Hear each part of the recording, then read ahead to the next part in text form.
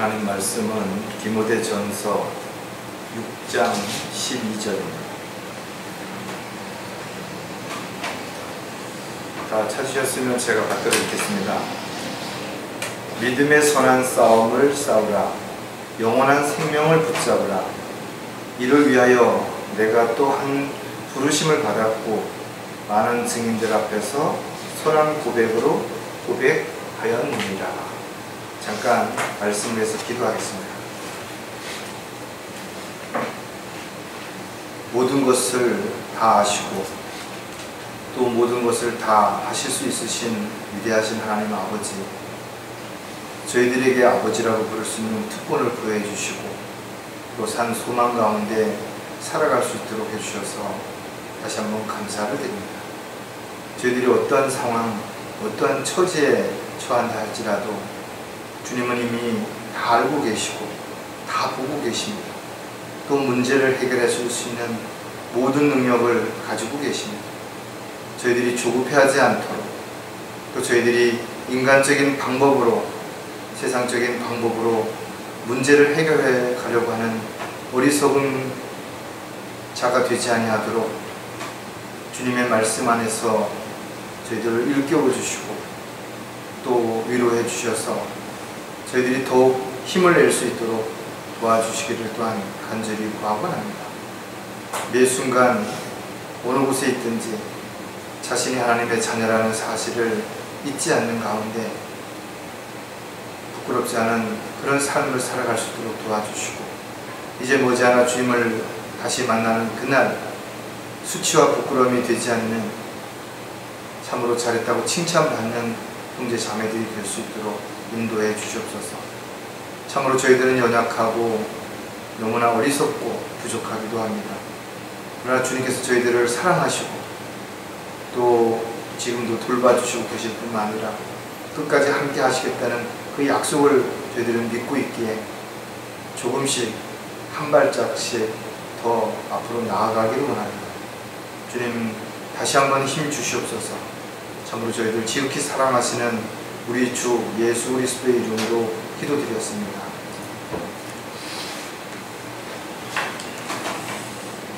사람이 살면서 위급한 상황에 닥칠 수도 있고 자신의 능력이나 힘으로는 불가능한 그런 어려운 상황에 처할 때도 있죠. 그때는 좀 사람이 단순해집니다. 이 문제만 해결된다는, 뭐든지 할 수 있을 것 같고 뭐든지 내어놓을 수 있을 것 같고 포기할 수 있을 것 같죠. 그러나 그 상황이 해결되면 또다시 뭔가 조금씩 또 다른 무엇인가를 요구하는 육신적인 자신의 옛 성품을 보게 되는 것입니다. 우리는 한 가지 문제가 해결됐다고 해서 끝난 거 아니에요. 또 다른 문제, 또 다른 어려움이 끊임없이 우리를 어쩌면 기다리고 있을지도 모를 것입니다. 왜냐하면 이 길은 하나님께서 원하시고 기뻐하시는 길이기도 하지만 마귀가 싫어하고 방해하는 길이기도 하기 때문에 그런 것입니다. 그래서 우리는 이 믿음의 선한 싸움을 싸우고 달려갈 길을 마칠 때까지 어떤 유혹이 있다 하더라도, 어떤 어려움이 있다 하더라도 절대로 포기해서는 안 된다는 겁니다. 그렇다면 어떻게 힘들고 어려울 때 낙심하지 아니하고 좌절하지 아니하고도 끝까지 우리는 달려갈 길을 마칠 수 있는 것인가? 그것은 하나님께서 얼마나 크신 사랑을 주셨는지, 하나님의 은혜가 얼마나 놀라운 것인지를 정말 알고 또 감사하는 마음을 가진 사람들이기 때문에 가능하다는 것입니다. 여러분들이 구원받으셨을 때의 그 첫 기쁨, 감동, 절대로 잊어서는 안 되는 것입니다. 영원한 지옥의 형벌로부터 구원해 주셨다는 이 사실, 이 세상에서 잠깐 사는 것이 아니라 영원히 살 수 있는 영생을 주셨다는 사실, 우리는 자칫 잘못하면 순간적으로 이런 거를 잊고 살아갈 수도 있습니다. 또 저와 여러분이 바른 진리를 알았을 때 그 입장도 한번 생각해 보고, 그 말씀을 지키기 위해서, 그 말씀을 따르기 위해서 얼마나 많은 것을 여러분 잃었고 또 버려야 하고 포기해야만 했는지. 세상 사람들처럼 쉽게 갈 수도 있겠죠. 편안한 신앙생활을 할 수도 있을 것입니다. 적당히 눈치 보고 적당히 한 발 세상에 들여놓고, 하지만 왜 저와 여러분은 그렇게 살지 않는 것인가요? 도대체 무엇 때문에 어렵고 힘든 길을 선택했고 또 그 길을 포기하지 않고 지금 가고 있는 것인가요? 우리는 주님으로부터 받은 것이 너무 많지만 우리는 그것을 지켜야 하는 소중한 임무를 망각할 수도 있기 때문에 오늘 우리는 다시 한번 주님으로부터 받은 것 중에 날마다 지켜야 할 것이 무엇인지에 대한 몇 가지를 살펴보려고 합니다. 오늘 설교 제목은 하나님의 자녀로서 날마다 지켜야 할 3가지를 생각해 보려고 합니다. 여러분들이 주님을 만난 이후에 얼마나 주님께서 많은 것을 주셨는지 한번 헤아려 보시는 거죠. 그리고 그 많은 것을 받았음에도 불구하고 얼마나 주님 앞에 감사하며 또 기뻐하며 즐거워하며 살아가는 것인가 또 한 번쯤 생각해 보시기 바라는 것입니다. 순간적으로 우리가 세상에 있는 것들의 마음을 빼앗기면 흔들릴 수밖에 없어요. 낙담할 수밖에 없다는 것입니다. 우리는 더 좋은 것, 더 새로운 것, 많은 사람들이 가지고 싶어하는 것에 관심을 갖게 되는 순간 주님과는 점점 멀어진다는 사실, 주님의 뜻과 계획에서 점점 벗어난다는 사실. 그래서 우리는 어떤 이유로든 자신을 합리화시키고 또 자신이 하는 일들을 누군가가 알아주겠지 하는 그런 기대를 해서는 안 될 것입니다. 세상 사람들이 다 몰라주더라도 하나님께서 알아주신다면 우리는 오히려 그것을 감사함으로 기쁨으로 지속해 갈 수 있어야 될 것이에요. 주님으로부터 받지 않은 것은 분명 아무것도 없습니다. 재능도 주님이 주셨고 은사도 주님이 주셨고, 따라서 저와 여러분이 무엇을 가졌다면 이 모든 것은 주님이 주신 것이고 지금 뭔가 할 수 있다면 이 또한 주님께서 허락하신 것이고, 그렇다면 주님이 주신 것을 잘 향유하는 것도 그 잘 활용하는 것도 모두 근본적으로는 주님을 기쁘시게 하는 일에 초점을 맞춰야 될 것입니다.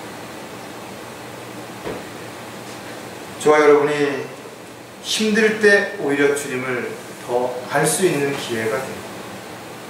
내가 할 수 없다고 생각했을 때 주님을 더 전적으로 신뢰하게 되고 모든 것을 맡길 수 있다는 사실을 여러분 기억하신다면 지금이 더 주님께 가까이 다가갈 수 있는 기회요, 주님의 은혜와 사랑에 대해서 더욱 감사함을 느낄 수 있는 그런 환경과 여건이라고도 생각할 수 있을 것입니다. 오히려 육신적으로는 좀 힘들고 어려울 수도 있겠지만 영적으로는 여러분들이 더 풍성해지고 더 강성해질 수 있는 계기가 바로 고난과 시련과 어려움이 닥쳤을 때라는 사실을 우리가 오늘도 한번 진지하게 다시 돌아보는 계기가 됐으면 좋겠습니다. 하나님의 자녀로서 날마다 지켜야 할 것은 무엇인가? 첫 번째, 바로 자아 존중감이라는 것입니다. 흔히 자존감이라고 이야기하는 바로 그 단어예요. 다윗은 존귀에 처해 있어도 깨닫지 못하면 멸망하는 짐승과 같도다 이렇게 표현하고 있습니다. 이 말을 조금 더 쉽게 설명하면 자기 스스로가 어떤 존재인지를 잊고 살아간다면 짐승들과 다를 것이 없는 삶을 살아간다는 것이, 먹고 마시고 싸우고 자랑하고 의시되고 힘자랑하는. 따라서 저와 여러분은 자존심이 아니라 바로 자존중감을 가지고 살아야 된다는 것이에요. 자존감이라는 단어는 사전에는 이렇게 나와 있습니다. 자신이 사랑받을 만한 가치가 있고 또 소중하다라는 존재라는 것을 아는 것이고 어떤 성과를 이루어낼 만한 유능한 사람이라는 것을 믿는 마음을 자존감이다, 이렇게 표현을 합니다. 그러나 그리스도인들이 가지고 있는 자존감은 조금 다른 것이에요. 정말 벌레만도 못한데도 불구하고 주님께서 나를 구원하시기 위해서 자신의 생명을 내어주셨고 지금도 눈과 같이 보호하고 계시고 또 앞으로 더 많은 것들을 주시기로 약속하셨다는 것을 알고 현실을 극복하고 이겨내가면서 살아가는 것입니다. 자존감은 객관적인 거 아니에요. 중립적인 것도 아니에요. 주관적인 것이에요. 즉 세상 사람들이 여러분들을 어떻게 보느냐가 중요한 것이 아니라 하나님께서 여러분을 어떻게 보시는 것인가를 여러분들이 어떻게 믿고 어떻게 확신 가운데 살아가는 것인가가 훨씬 중요하다는 것이죠. 따라서 여러분들의 모든 것들은 초점을 세상에 맞추면 안 되는 것이죠. 세상에 맞추는 그 순간 여러분들이 불행하다고 생각하고 다른 사람들하고 비교하는 순간 여러분들은 세상의 마음과 생각을 빼앗길 수밖에 없게 된다는 것입니다. 저와 여러분이 구원받는 순간부터 우리는 하나님의 자녀가 된 것이고 하나님의 자녀는 주님께서 반드시 지키시고 돌봐주시고 보호해 주시겠다는 약속을 하셨다는 것입니다. 저와 여러분이 이 교회의 회중이 되었다는 건 우연이 아니라는 것입니다.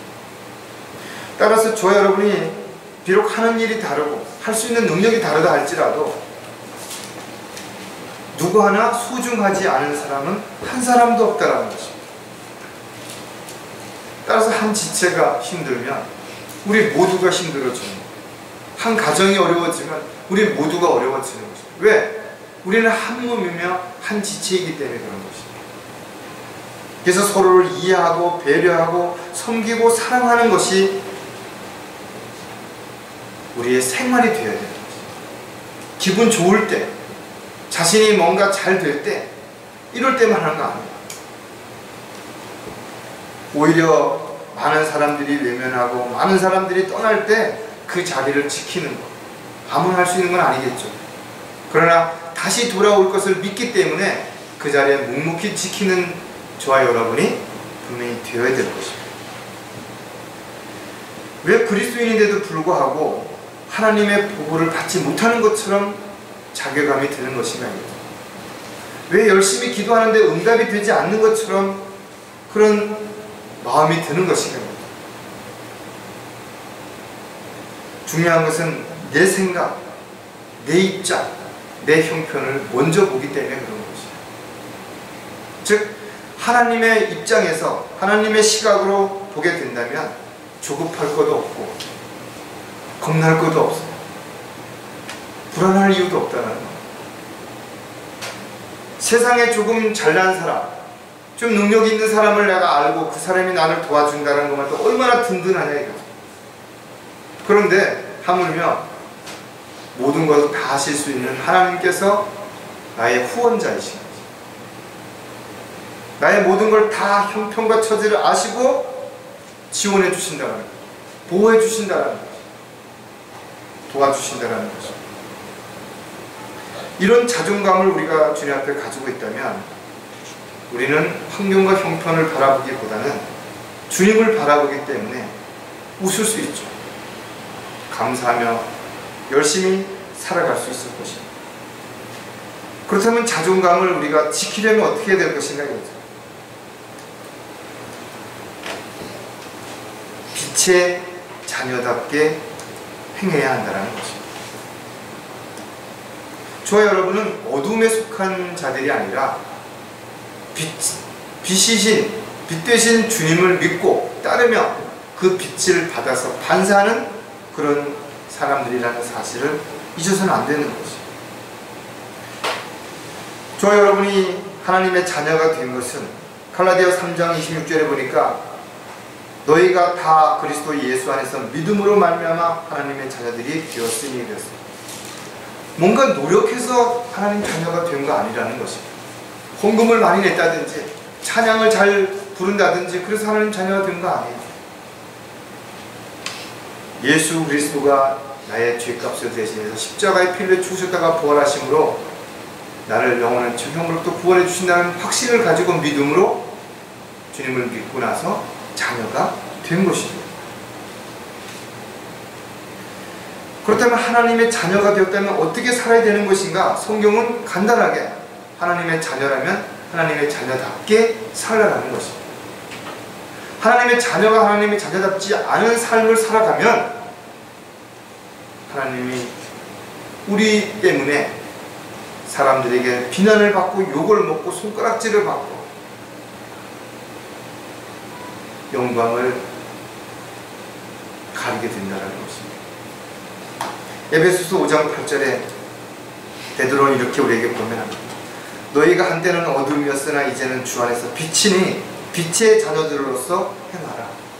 저와 여러분의 과거가 있죠. 진노의 자녀였고 불순종의 자녀였고 어디로 가는지도 모르는 채 그저 잘난 척하고 먹고 마시고 즐기며 천년만년 살 것처럼 그렇게 소망 없이 살았던 저와 여러분이 예수 그리스도를 만남으로 인해서 무엇이 옳은 것인지를 알게 됐다. 어떻게 사는 것이 가장 가치 있는 삶인지 알게 된 것이. 왜? 영적인 눈이 떠졌기 때문에. 빛의 자녀가 됐기 때문에 그것이 가능했다라는 거죠.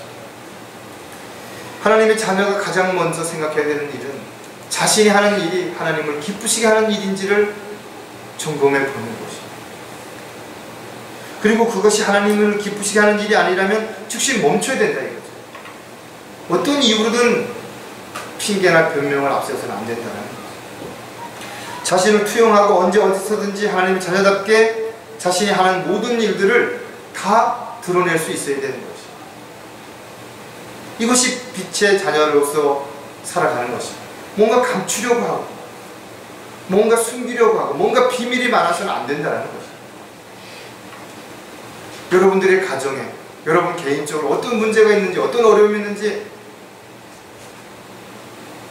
목자가 알아야 되고 지체들이 알아야 되고 함께 기도해야 되고 함께 주님 앞에 무릎을 꿇어야 되는 거죠. 자존감을 지키려면 주님께 온전히 맡길 수 있어야 된다는 거예요. 많은 사람들이 못 맡기는 거예요. 왜 못 맡기는 것인가요? 다시 말하면 믿지 못하기 때문에 못 맡기는 거죠.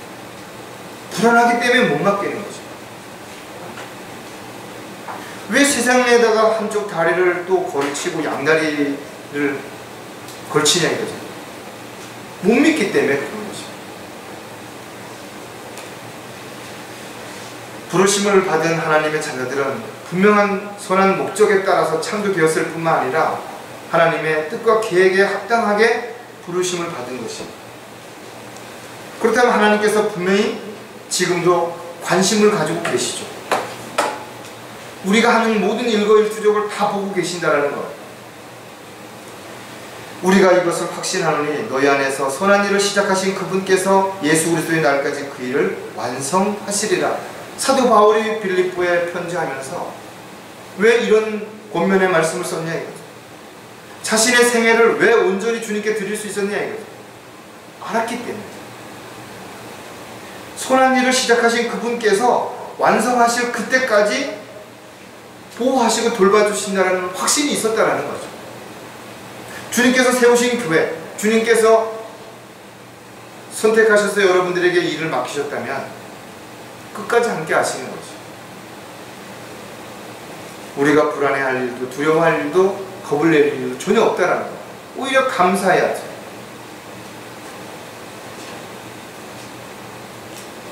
모든 염려와 근심을 다 주님께 맡길 수 있어야 됩니다. 베드로전서 5장 7절에 너의 염려를 다 하나님께 맡기라. 이는 그분께서 너희를 돌보십니다. 못 맡기는 이유는 돌봐주실 것이라는 확신이 없기 때문에 그런 것입니다.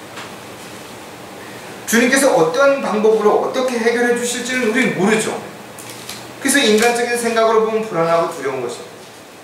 그러나 하나님께서는 놀라우신 방법으로 문제를 해결해 주시기도 하는 거예요. 생각지도 않았던 사람들을 통해서 어려움이 해결될 수도 있다는 것입니다. 안타깝게도 많은 사람들이 왜 낙심하고 주저앉는 것인가요? 자신의 생각으로, 자신의 지식으로 뭔가를 해결해 보려고 했기 때문에 포기한 것입니다. 하나님을 믿고 따른다는 것은 하나님을 전적으로 신뢰한다는 것입니다. 하나님을 전적으로 신뢰한다는 것은 하나님 앞에 모든 것을 맡긴다는 것입니다. 내가 맡겼으면 그럼 아무것도 하지 않고 가만히 있어야 되느냐? 그건 아니죠. 내가 맡겼으면 주님께서 나에게 무엇을 원하시는지를 귀를 기울여야 되는 거예요.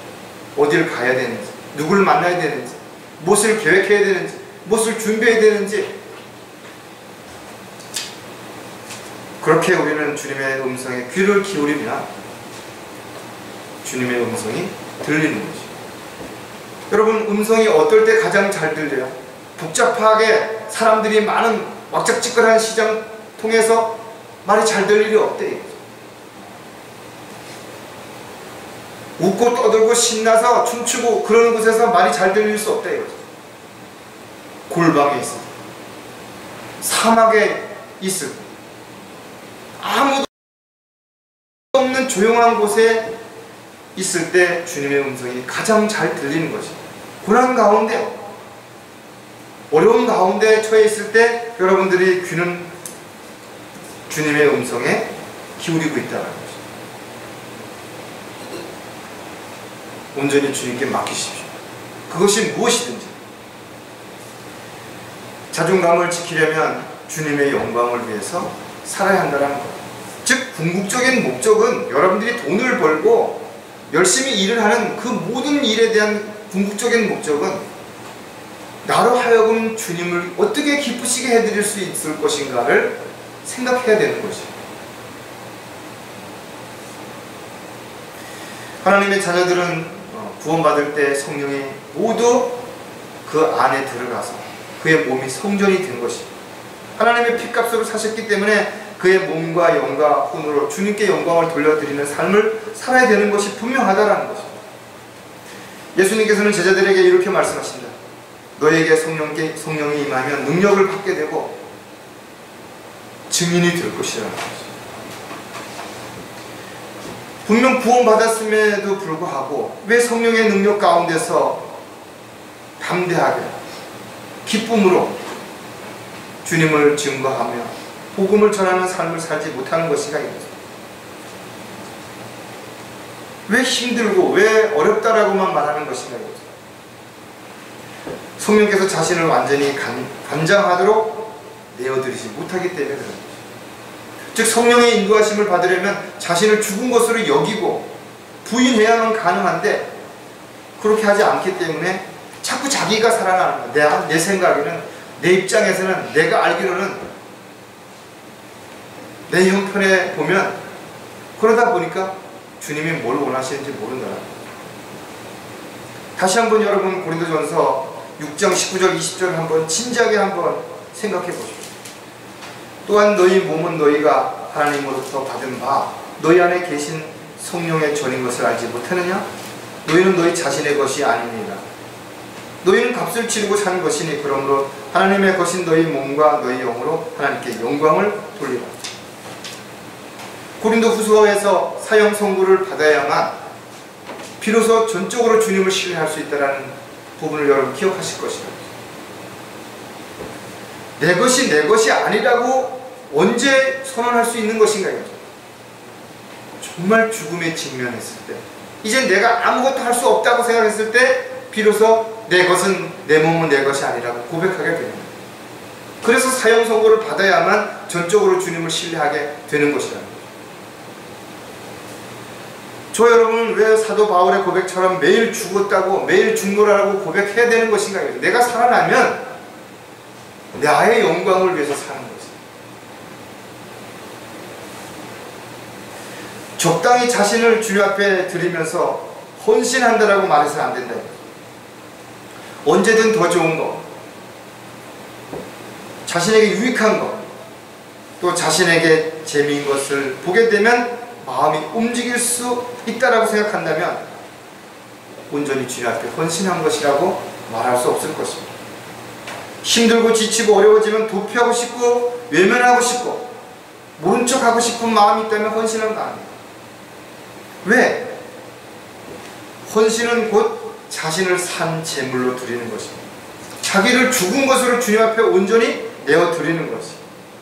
자신의 생각, 입장, 형편 때문에 하나님께서 원하시는 일을 할 수 없다라고. 난 이래서 교회 가기 싫고, 이래서 뭐 하기 싫고, 이래서 뭐 하고 싫다.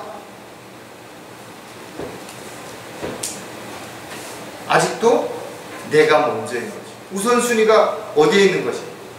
내가 편하면, 내가 즐거우면, 내가 풍족해지면 그러면 그때 주님을 섬기겠다.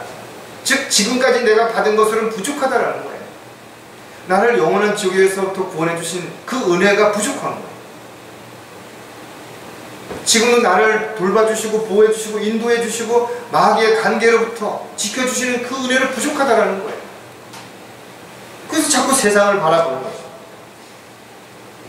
저 여러분은 스스로 종이라고 고백했다 이거죠. 주님을 주인이라고 분명히 시인했다 이거죠. 그렇다면 주인이 무엇을 명령하든 자기 권리를 주장할 수 없다라는 거 인정해야 돼요. 그래야만 편한 것입니다. 이젠 주인이 하라면 하고 하지 말라면 안 하면 되는 거예요. 그건 편한 것입니다.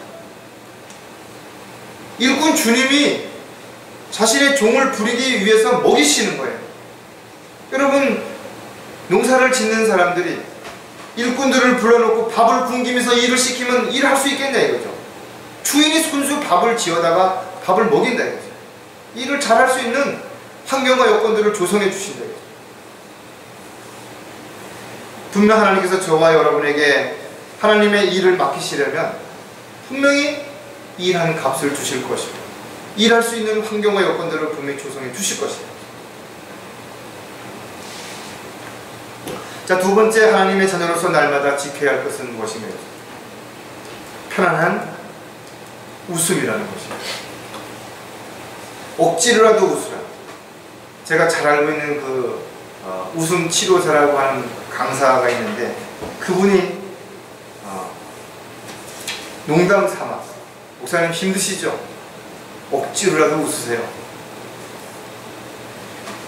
웃을 일이 있어서 웃는 게 아니라 웃었더니 웃을 일이 더 많이 생긴다라는 그런 의미로 이야기하는 겁니다. 저 여러분 마찬가지. 힘들죠. 어렵죠. 아까 집사님 말씀하신 것처럼 그리스도인으로서 올바른 믿음을 지키며 살아간다는 것은 힘든 겁니다. 남이 하고 싶은 거, 남들이 원하는 거 할 수 없는 일들이 많이 있어요. 남이 안 해도 되는 거 해야 되는 일들도 많이 있어요. 포기해야 될 것도 많고.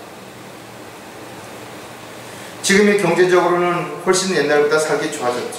생활도 많이 편해졌어요. 핵가족화되다 보니까 경쟁 사회에서 살아남기 위해서 바쁜 일정에 허덕이다 보니까 마음의 여유가 없는 거예요. 가족들 간에도 대화가 점점 사라지는 거예요. 웃을 일은 거의 없어요. 특히 미래에 대한 불확실성 때문에 언제든 자기도 세상으로부터 소외되고 버림받을 수 있다라는 또 낙오될까 하는 두려움 때문에 사람들은 웃지 못하는 것입니다. 여러분 하루 얼마나 웃으시냐, 사람들을 얼마나 웃게 만드냐. 자존감을 잃는 모든 사람들 가장 두드러지게 나타나는 특징이 웃음이 없어요. 왜 웃지 못하는 것입니까? 소망이 없는데, 기쁨이 없는데 뭐 웃겠어요? 슬픈 일과 염려로 가득한 사람이 어떻게 웃을 수 있겠냐라는 거죠. 누군가를 미워하고 시기하고 원망하고 불평하고 탓하는 사람이 어떻게 웃을 수 있냐는 거죠. 하나님의 자녀로서 우리는 한 번쯤 자신에게 질문해 봐야 되는 거죠. 가장 좋은 것을 받아 가장 확실한 산 소망을 가지고 살아가는데 나는 얼마나 웃고 사는 것인가. 귀중한 것을 가지고 있으며 가장 좋은 것을 가지고 있는데도 불구하고 웃음이 없다는 거예요. 이미 그 마음은 황폐화된 거예요. 제가 아까도 말씀을 드렸지만 제가 지금 5시간, 6시간씩 가서 산을 걸을 수 있는 이런 부분은 불과 1년 전만 하더라도 상상도 못 해봤죠. 그런 날이 올까? 경포호수를 한 바퀴 돌을 수 있는 그런 기회가 다시 주어질 것인가? 상상도 못 해봤대요. 그 당시 얼마나 감사한 일이 많은지 몰라요. 걸을 수 있는 거, 김치 한 그릇에 밥 한 그릇을 먹을 수 있는 거 얼마나 감사하네요. 정말 축복받았다면, 정말 우리가 하나님의 은혜와 사랑 가운데 살아가고 있다면 그 정도가 아니라 영원한 생명을 주셨네요. 얼마나 감사하겠네요. 이제 곧 주님을 만나면 주님의 영광스러운 몸과 같이 변화돼서 살아갈 텐데 얼마나 감사하겠네요. 편안하게 웃으려면 마음에 평안이 넘쳐야 하는 거죠. 누군가가 불쌍해 보이고 누군가가 어려워 보이고 누군가가 도와줄 수밖에 없는 사람으로 보이는 사람은 마음에 여유가 있는 거예요. 자기가 힘든데, 자기가 어려운데, 자기가 고통스러운데 다른 사람이 보이겠어요? 여러분들이 누구를 웃기게 할 수 있다라는 거, 웃는 모습으로 여러분들이 먼저 다가갈 수 있다라는 거, 마음에 평안이 없는데 그게 가능하겠냐 이거죠.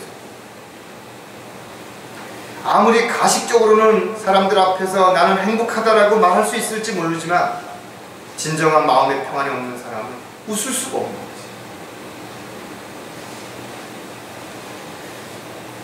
제가 좋아하는 찬송가 가운데 하나 329장 내 평생에 가는 길이라는 이 가사를 여러분 한번 진지하게 생각해 보세요. 시카고의 화재로 인해서 모든 재산을 다 잃은 상태에서 아내와 4명의 아이들이 배를 타고 프랑스로 가는 도중에서 배가 파손한 것입니다. 그래서 내 아이를 잃었다는 소식을 들었을 때 그 아버지의 심정이 어떠했었겠냐요. 그가 달려가서 아내를 위로하면서 지은 찬송가가 내 평생에 가는 길이라는 이 찬송이에요.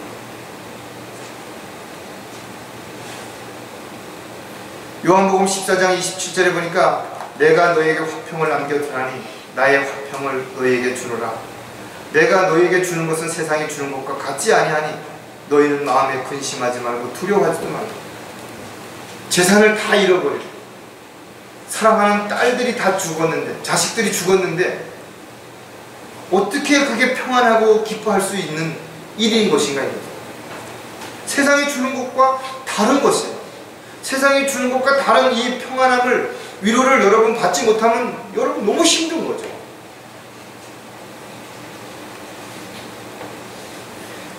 스펙포드는 사랑하는 가족을 잃었지만 주님으로부터 위로를 받았던 것입니다. 사랑하는 자녀들이 어디로 갔는지 알기 때문에 위로할 수 있었던 것이죠. 주님이 주시는 위로가 아니라면 우리는 이 죄악된 세상에서 결코 편안한 마음으로 살아갈 수 없을 것입니다. 구원받았다 할지라도 확신과 믿음이 없다면 불안과 두려움 속에서 편안한 그런 마음으로 살아갈 수 없는 것이죠. 평안히 웃으려면 감사하는 마음으로 살아야 한다는 것. 누구에게나 항상 좋은 일, 기쁜 일만 있는 거 아니죠. 하는 일마다 잘 되고 성공하라는 보장이 어디 있냐는 것이죠. 때로는 실패도 하고 어렵고 힘든 일로 인해서 고통을 받을 수도 있어요. 특히 그리스도인들은 더더욱 잘 했는데도 불구하고 비난을 받기도 하고 욕을 먹기도 하고 손가락질을 받을 수도 있다는 거죠. 주님께서는 하나님의 자녀들이 힘들고 어렵고 고통스러운 일들이 일어나는 사실을 모르셔서 그래서 모든 일에 감사하라고 말씀하시겠는 것입니다.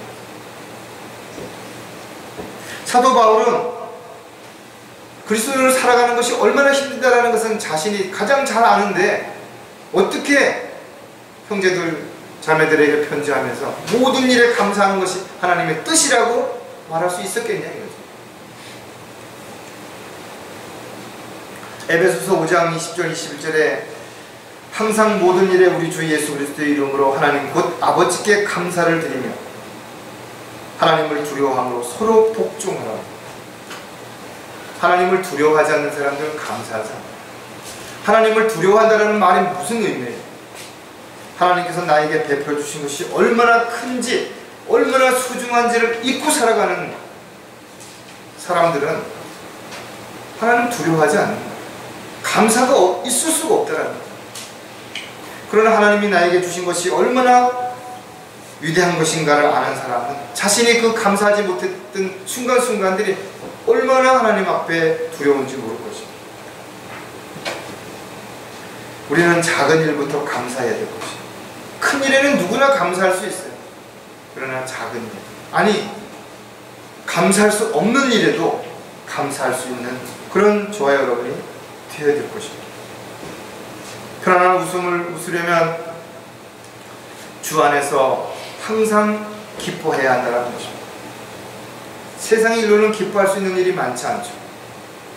오히려 기쁨보다는 슬퍼하고 속상하고 어려울 때가 훨씬 많을 수도 있을 것입니다. 기대하는 것이 크면 클수록 실망도 크고 낙담도 많이 될 것입니다. 할 수 있는 작은 일부터 우리가 하나씩 해갈 때 우리는 아주 작은 기쁨들이 우리에게 큰 용기를 주기도 하고 힘을 주는 요소가 되기도 하는 거죠.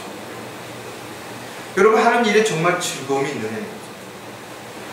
여러분이 다니는 직장, 학교 생활 마지못해서 어쩔 수 없이 하는 것이라면 어떻게 웃을 수 있겠어요? 저 여러분이 육신적으로는 기뻐할 수 있는 일들이 있을 수 있어요. 그러나 그런 것들은 지속이 되지 않습니다. 보장도 안 되는 것이에요. 하지만 우리가 주 안에서 기뻐하는 일이라면 이것은 지속될 수 있다. 빌립보서 4장 4, 5절에 보면 주 안에서 항상 기뻐하라. 내가 다시 말하노니 기뻐하라. 너의 관용이 모든 사람에게 알려지게 하라. 주께서 가까우시죠. 여러분들이 다른 사람들을 이해하고 배려하고 이런 것들이 사람들이 알 수 있도록 여러분들이 표정 하나, 행동 하나 조심하고 또 조심해야 하는 것입니다. 육신적인 삶은 모든 일에서 항상 기뻐할 수 없기 때문에 주님은 우리에게 주 안에서 있을 때 기뻐할 수 있다는 것을 가르쳐 주신 것이죠. 하나님의 자녀가 아무리 힘들고 어려워도 왜 기뻐할 수 있는 것인가 이거죠. 주님과 함께 있기 때문에 또 주님의 약속을 믿고 있기 때문에 그것이 가능한 거죠. 지체들은 다 다양한 직업을 가지고 있죠. 어떤 직업은 힘들고 어떤 직업은 안 힘들고 그렇잖아요. 누군가 밑에서 일을 하면서 돈을 받는다는 건 쉽지 않죠. 사업을 하는 것도 마찬가지예요. 사람을 쓰는 거 더 힘든 일일 수도 있어요. 자신이 하는 일로 인해서 기쁨을 얻지 못한다면 웃을 수 없고 웃을 수 없는 사람이라면 또다시 그 일을 지속하기는 어려울 수도 있을 것입니다. 우리가 주님을 섬기고 주님이 기뻐하시는 일을 하는 데 있어서 즐거움이 없다면 내일도 모레도 앞으로 계속 그 일을 할 수 있겠는 것이냐. 주 안에서 주님이 주시는 소망 가운데 약속을 믿는 그 믿음으로 달려갈 길을 달리는 사람들은 현실적으로는 육신은 힘들지만 그러나 마음은 편안합니다. 또 기쁨으로 한 걸음씩 더 나아갈 수 있다는 것입니다. 마지막으로 하나님의 자녀로서 날마다 지켜야 할 것은 실행하는 믿음이라는 것입니다. 자존감을 잃는 것도 문제가 되고 웃음을 잃는 것도 문제가 되죠. 그러나 더 큰 문제는 뭐냐면 믿음을 잃게 된다는 것입니다. 믿음을 잃게 되면 회복할 수 있는 그 어떤 것도 없는 거예요. 자존감을 회복할 수도 없고 웃음을 되찾을 수도 없어요. 주님을 떠나면 그 순간부터 영적으로는 비폐해지기 시작하는 겁니다. 영적으로는 굶죠.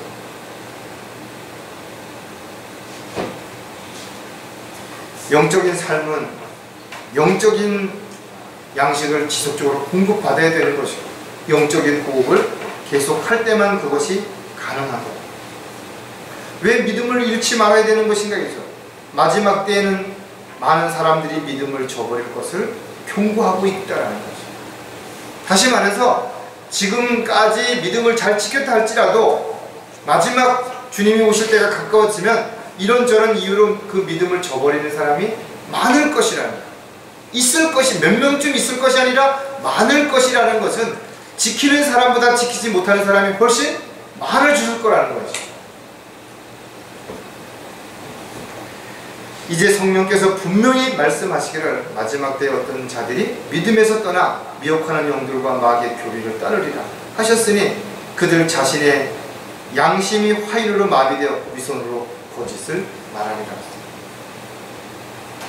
많은 것을 얻는다 할지라도 주님을 떠나서 세상에서 성공하고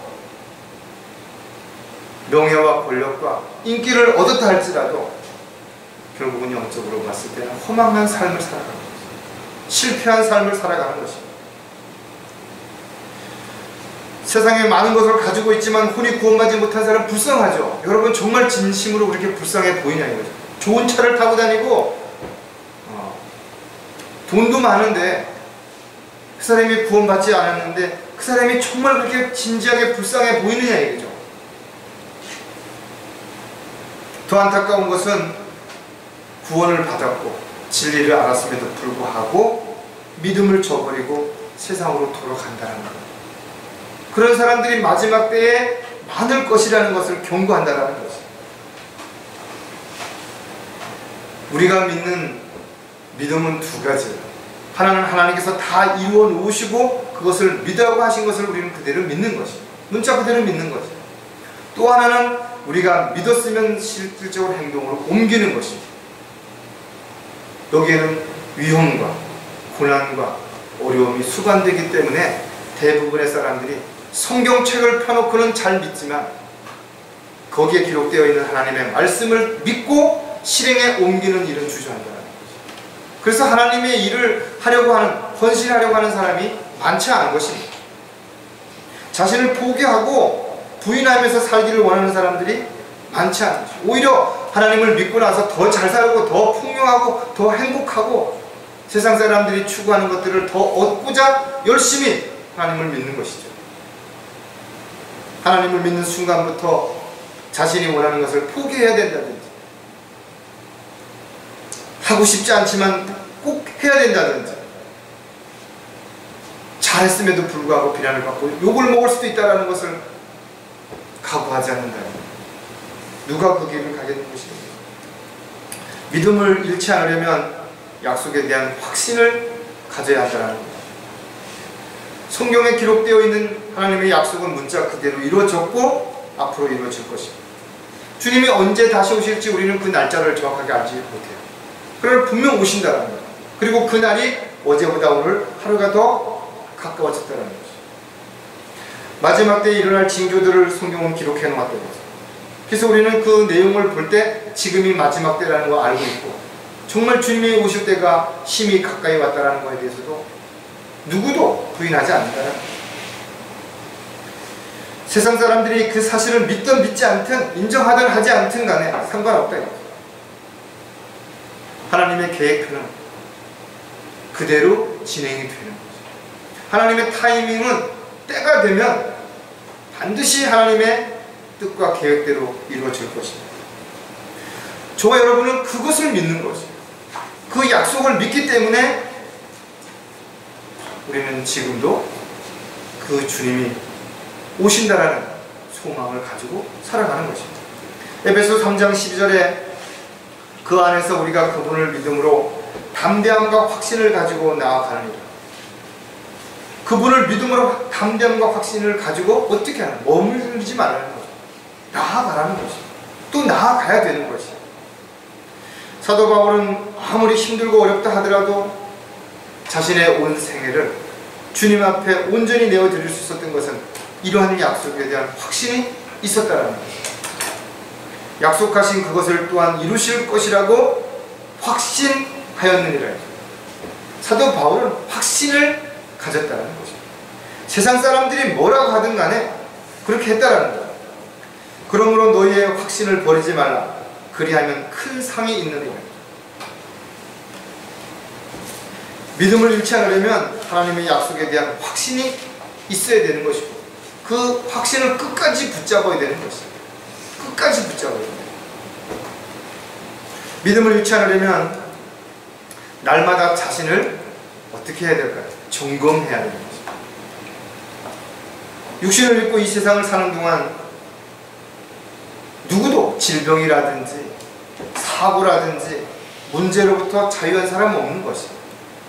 자신이 원하지 않아도 자신이 바라지 않아도 언제 어떤 그런 일들이 닥칠지 아무도 없습니다.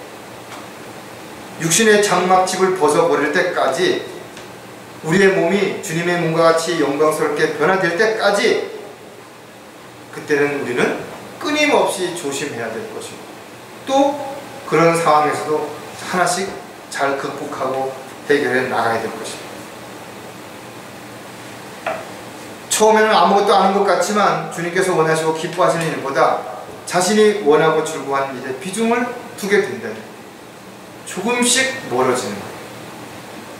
그러나 그 조금씩이라는 단어가 결국은 영원히 멀어지게 만들 수도 있다는 사실도 우리는 잊어서는 안 될 것입니다.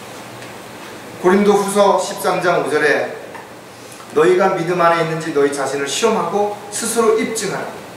예수 그리스도께서 너희 안에 계신 것을 스스로 알지 못하느냐? 그렇지 못하면 너희는 버림받은 자들이다. 꾸준히 계속해서 노력하지 않으면요 잊어버려요. 그리고 자기도 모르는 사이에 조금씩 변화된다. 유명한 그런 성악가라든지 이런 분들도 보면요 그렇게 잘 노래를 부를 수 있는데도 불구하고 연습을 게을리 하지 않는 거죠. 운동선수 마찬가지죠. 준비 운동부터 철저하게 한다 이거죠.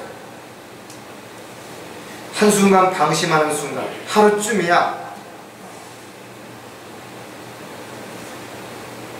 제가 보진 않았지만 이번에 우사인 볼트가 세계 육상 경기 대회에서 그 마지막 계주 중에 마지막 이제 주자로 뛰었는데 다리에 쥐가 났다 그래요.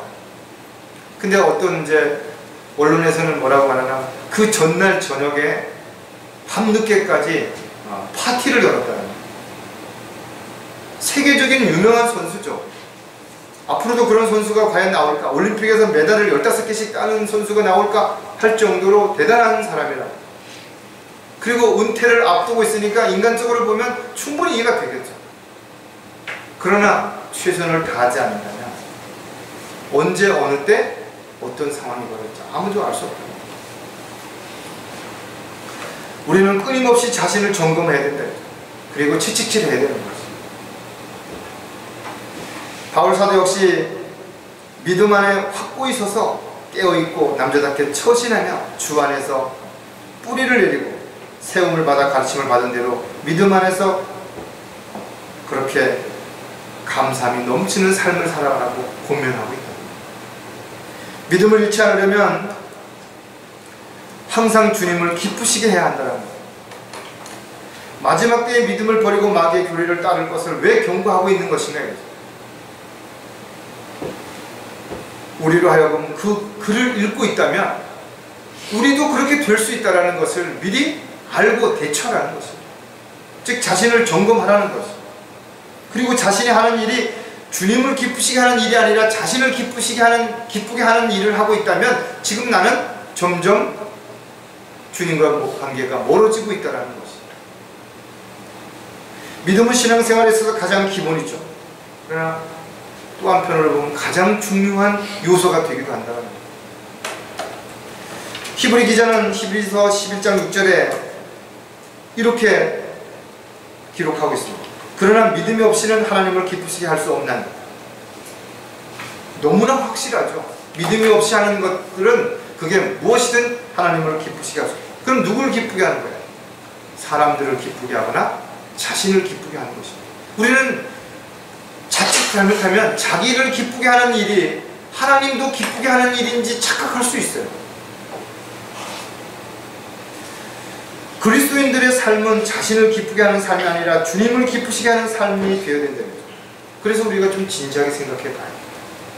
아주 작은 일을 할 때 밥을 먹는다든지 어디를 간다든지 누구를 만난다든지 그 일 자체가 무슨 하나님을 기쁘시게 하는 일인가 라고 생각할 수도 있겠지만, 그러나 그 작은 것들이 하나씩 모임으로 인해서 내가 하나님이 원하시고 기뻐하시는 삶을 살아가고 있다면 그것 자체가 하나님을 기쁘시게 해드리는 삶이다.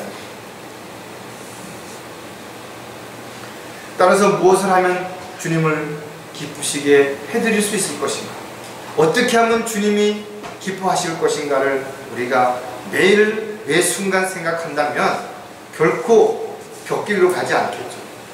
다른 생각, 다른 어떤 일들의 마음을 뺏기지 않을 것입니다. 어떤 상황에서도 끝까지 믿음을 주님께서 지켜주시고 돌봐주신다는 확신을 갖게 된다면 여러분들은 그 믿음에 따라서 실행해야 됩니다.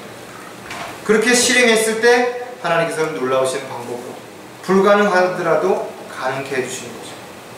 전혀 어떤 길도 없을 것 같은데 새로운 길을 주님께서 보여주실 것이다. 기도하겠습니다. 하나님 아버지, 참으로 감사를 드립니다.